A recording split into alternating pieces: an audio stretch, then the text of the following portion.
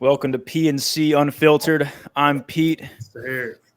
I'm Carson. That's Carson over there. Today, we really have been thinking about this H1B visa situation. This is a huge, huge topic of conversation, mainly among the right. And we've seen people on the left try and co-opt this topic and try and use it to stoke division. And we don't want to do that here. Again, we're both on the conservative side. And so we kind of lean other ways on this. Right. And I'll go ahead and let Carson, you kind of give some words here, either about the visa or just about yourself, whatever you want to say here. Like, I want to piggyback off of what you said as far as this visa situation is concerned. Obviously, the left is going to try to use this to divide the MAGA base and the Republican Party. So I just want to preface this conversation we're about to have with, I think it's important that on the right, we don't let this issue divide us. It's a relatively small issue compared to something like illegal immigration. The total number of people that get these visas per year is 85,000. It's relatively small. You can argue how significant that is, but I just want to say that I think it's important for us to agree to disagree where we might and come together where we can on this issue. No, I agree. This is a little preview, I think, of what we're about to get into. Is that my position is that there are some issues with this visa where we need to protect Americans, but overall, we can't do away with this visa because it really is integral to our competitiveness in the tech war with China, which is you can make the whole argument Americans' interest versus America's interest, but at some point we have to be able to acknowledge that it's important for us to not fall too far behind with China. So. Sure. But also, I do agree there's some problems with it. He seems to think those problems are way more significant. He might have opinions to take more drastic actions, but we'll see. We'll get into it. Yeah, we're gonna find out. So you said a couple things in that opening kind of intro that I think were actually like parts of the debate where the divide is at. I could be wrong here, and we can pull up some data in post, not in the live, but just in post if we drop some clips of this and kind of allow this to be a little more informative. But just off the cuff, my understanding is that there have been more people coming in off H1B visas than the law allowed under certain circumstances. I could be wrong. I know the cap was 60,000 and then went up to 80,000 for the master's program situation. So if they have a master's degree from an accredited U.S. university, it bumps the cap up to 80,000.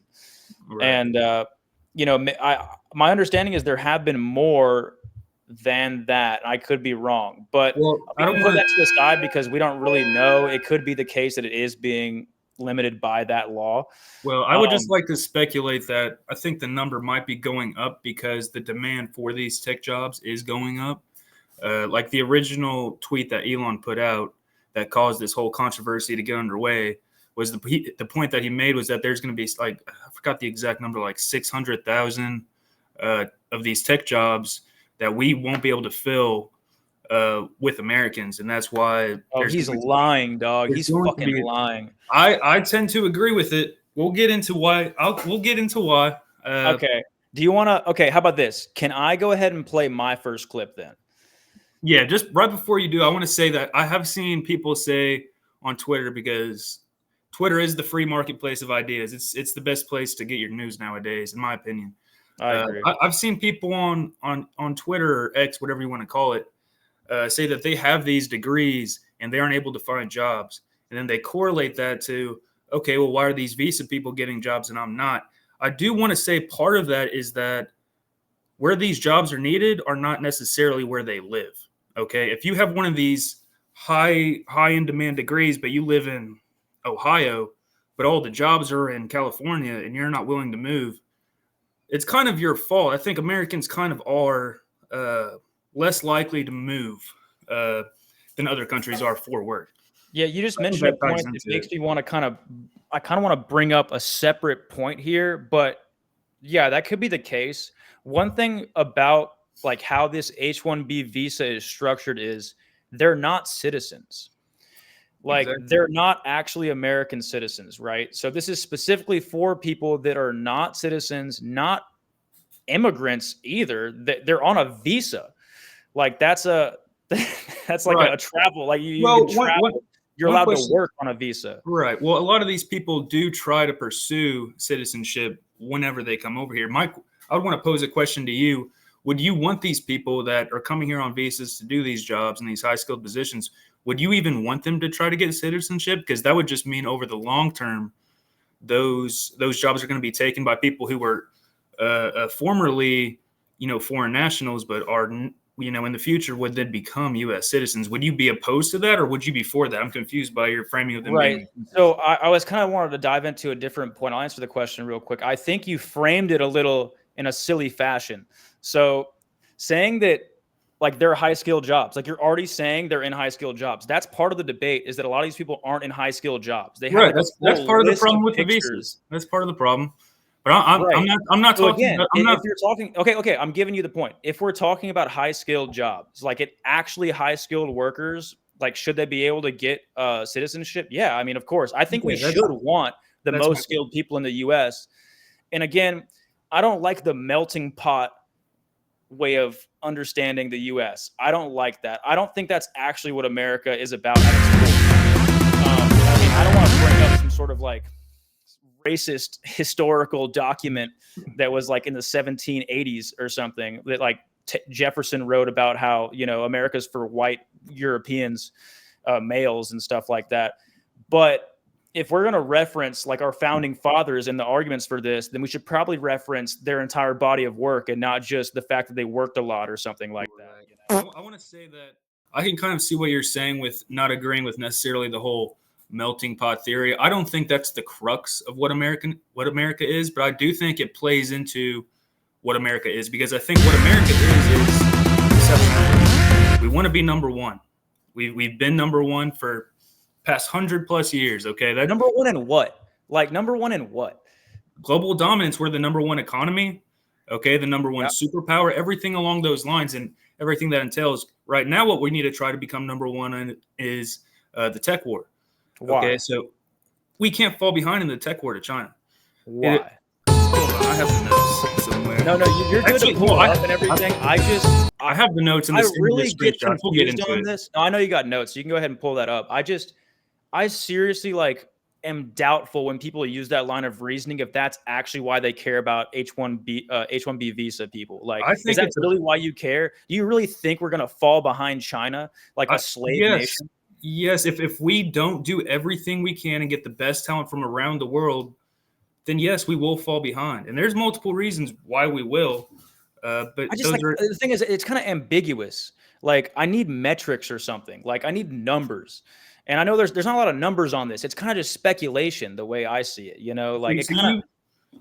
You obviously don't believe Elon Musk's estimate that we need 600,000 highly skilled people in the tech field in the next 10 years. You don't That agree could with be that? the number. How many graduates do we have from STEM degrees coming out of colleges every year? Probably more than that. Well, there's also a cultural issue where people that are coming out of college, I'm going to refer you to that. I know. We got the whole thing on David that video. That's going to be coming up. I know. And that's Pew data research that shows a lot of these people that are coming out of college these days in Gen Z don't want to work. They don't want to work 5 days a week. They constantly complain about, their work environment, this and that. They aren't as hardworking inherently as some of these, highly skilled people we can get overseas. We can dive into that. I could talk about that for a while because that's a deep issue. I think there's a lot there. I don't want to just go into that for like 30 minutes, but we could spend a lot of time talking about like how the culture has evolved over time and how like there's like third world countries that have harder workers that could, put more effort into their job over here or something.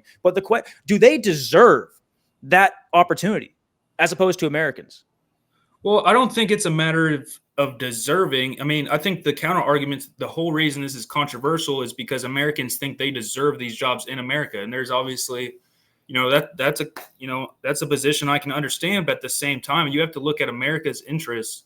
So I'm going to read you a brief synopsis here. If America falls behind in the tech war to China, it could have a significant implications. Economically, the U.S. might lose its competitive edge in key industries like AI, 5Gs, and semiconductors, which could lead to job losses and slower economic growth. Real quick, don't we get all of our semiconductors from China and Taiwan in the first place? Well, a big part of the whole MAGA movement is becoming self-sufficient. We want to take the lead in these areas and eventually be able to make them ourselves. Okay. I mean, I think there's like specific materials you have to use for it. Either way, I'm sorry. I'm not completely The familiar with semiconductor that. thing just threw me off. Go ahead. But it also follows national security could be at risk as technological superiority often translates to military and intelligence advantages. Additionally, global influence could shift, with China potentially setting new standards and norms in technology and governance. This could affect everything from internet governance to trade policies. So obviously, anytime we're talking about national security and the future of our economy, these are significant things. I don't think anybody can deny that it is important that we stay competitive in this tech war. Anybody that says, it's ambiguous to say we need to stay competitive, I might be misquoting you there from earlier, but No, go ahead. Anybody who can't come to terms with the fact that this is important, we can't solely give up being competitive in the tech war so that we can give Americans these jobs. That's just setting ourselves up for failure in the long run. I understand a lot of people might not be able to grasp that. They might not be able to look that far into the future, but these are things as Americans we have to prioritize, even if it's detrimental to us in the short run. Okay. You said look that far into the future. That just reminded me. Okay. So if we're letting in a bunch of third world H1B visa immigrants to work all of the high skilled jobs here, what do you think happens because we know third world countries have higher birth rates than first world countries. That is a generalization, but it's generally true. The Congo has like a 6 per person birth rate. The US is like a 1.5 right now. Okay, or India has a higher rate too. They get like 1.4 billion people in India. India is the majority of H1B visas. But if we allow 80,000 Indian people on H1B visas in America, what do you think is going to happen 100 years from now when they have 5 kids per family and they were allowed in through some economically, I don't know, I guess it's almost like, it's so crazy to me. It's like anti-nationalism, capitalism. It's like, I don't understand it. But either way, what do you think is going to happen when they have all these kids? Well, first they're off, taking all the jobs from American people. And it's also the idea that Indian people in the U.S. hire Indian people. That's a fact. I actually have a picture of this. I'm actually going to pull the picture up because I have a picture of it. I hope I can saying find a lot. it. You're not getting the This opportunity. is right here. Here's the picture. Indian IT. Yeah. Okay. I mean, sure.